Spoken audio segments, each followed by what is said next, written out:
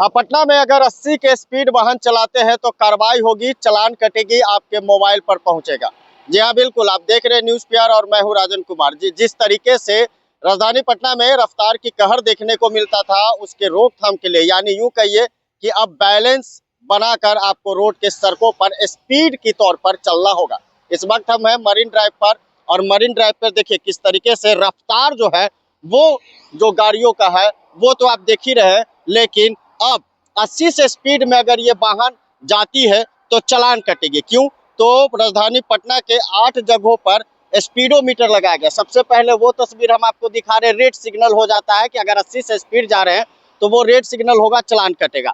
और दूसरी तरफ है कि ट्रायल बेसिस पर ये काम चल रहा है, क्योंकि सीएम नीतीश कुमार का ये ड्रीम प्रोजेक्ट है। तो ये सीधी तस्वीर यहाँ देखिए, जेपी गंगा पथ, जो भी वाहन जितने स्पीड से जा रहे हैं, 44 हो, 37 हो, 29 हो, 30 हो, उसके आधार पर वाहन की स्पीड को यह चिन्हित करती है, और ये 80 से अगर पार जाती है तो फाइन कटेगा। हालांकि 8 जगहों पर लगाया गया है, और ट्रैफिक डीएसपी अनिल कुमार ने साफ तौर से कहा है कि हमारी पहली प्राथमिकता यही होती है कि आप घर सकुशल पहुंचे। और जिस तरीके से एक माँ की ममता भी, अगर बेटे गाड़ी चला रहे हैं तो माँ का इंतजार रहता है, और दूसरी तरफ अगर ओवर स्पीड में आप गाड़ी चलाते हैं और अगर स्टंट करते हुए नजर आते हैं तो कार्रवाई भी हो सकती है। देखिए, ये पहल लगातार सरकार द्वारा किया जा रहा है, लेकिन जिस तरीके से राजधानी पटना में हमेशा ही रफ्तार का कहर देखने को मिलता था, हाई स्पीड वाहनों पर लगाम लगाने के लिए यह सुनिश्चित किया गया है और पटना के 8 जगहों पर चिन्हित किया गया, और ट्रायल के रूप में इसे अभी यूज किया जा रहा है। हालांकि लोगों को मैसेज भी न्यूज़ पेपर देना चाहती है कि अगर पटना की सड़कों पर निकल रहे और हाई स्पीड आपकी वाहन है तो थोड़ा संभल जाए और 80 से कम के स्पीड में चले, क्योंकि आपका जीवन आपके हाथ में है, आप सुरक्षित है तो जाहिर सी बात है पटना की सड़कें भी सुरक्षित रहेगी। और जिस तरीके से 8 जगहों को जो चिन्हित किया गया है उससे कहीं ना कहीं अब स्पीड पर लगाम लगेगा, और कहीं ना कहीं कहा जाए तो पटना की सड़कों पर जिस तरीके से वाहन का रफ्तार देखने को मिलता था उस पर भी लगाम लगेगा। और इस तमाम मामले को लेकर डीएसपी अनिल कुमार क्या कुछ करे, जरा वो देखिए। पटना राजधानी में हाई स्पीड लगाया गया, क्या उद्देश्य? इसका मेन उद्देश्य यही है कि लोग अपने वाहन को नियंत्रण में रखें, खास करके जो वाहन अधिक गति से चला रहे थे, जिनको कोई डर भय नहीं था, खास करके युवक जो मोटरसाइकिल चला रहे थे, कार भी बाजी कर रहे थे, उनको नियंत्रण करने के ख्याल से 8 जगहों पर एक कैमरा लगाया गया।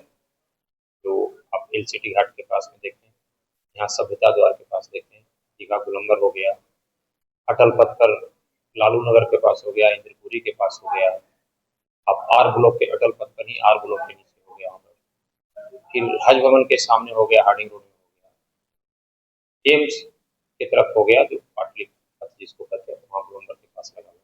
इससे काफी फायदा हुआ है, जो भी वाहन अधिक तेजी गति चलाते हैं उन पर फाइन की कार्रवाई की जा रही है। ऐसे पथ निर्माण विभाग की तरफ से इसका स्पीड का लिमिट किया गया था 80 के स्पीड से, जो अभी तक वर्तमान में कार्रवाई की जा रही है। जो भी 80 से ऊपर अपने वाहन को चला रहे हैं, इससे जान की खतरा लोगों का, अपने भी और दूसरे का भी। ऐसा नहीं केवल अपने चलाते हैं उनका अपना ही हो रहा है, दूसरे लोगों को भी दुर्घटना का शिकार हो रहा है। इसको नियंत्रण करने के ख्याल से इस पर कार्रवाई की जा रही है। इसको लगने से राजधानी पटना में उन जगहों पर लगाने से नियंत्रण हुआ है जो पहले जो एक्सीडेंट थे वहाँ पर उन लोगों को भी ज्ञान हो गया है कि वो वहाँ पर धीमे चलाते हैं, दूसरे जगह स्टंटबाजी कर रहे हैं। इसको भी रोकने के लिए आगे और प्रस्ताव भेजा गया है, भविष्य में उस पर भी लगाने की कार्रवाई की जा रही है। कैमरा बढ़ाया जाए। आम लोगों से क्या अपील?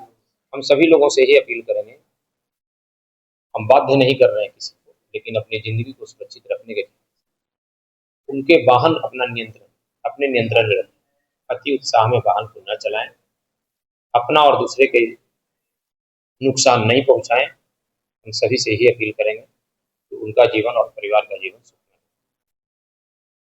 हो। लोग बाहर निकलते हैं, हम सभी के, हमारे हो, आपके हो, या किसी के भी हो, घर के हर मेंबर जब तक परिवार का सदस्य नहीं लौटता है, लोग इंतजार करते रहते हैं। वो दुखदायी समय होता है जब किसी की दुर्घटना होती है, जब अपने आप पर बीतता है तो पता चलता है। इसलिए जो घर के परिवार, हमारे माँ बाप, बच्चे इंतजार करते रहते हैं, उनकी खुशहाली के लिए हम सभी से पुनः ये अनुरोध करेंगे कि वाहन को नियंत्रण में चलाएं ताकि कोई दुर्घटना नहीं हो और अपना नुकसान भी नहीं हो और दूसरे का भी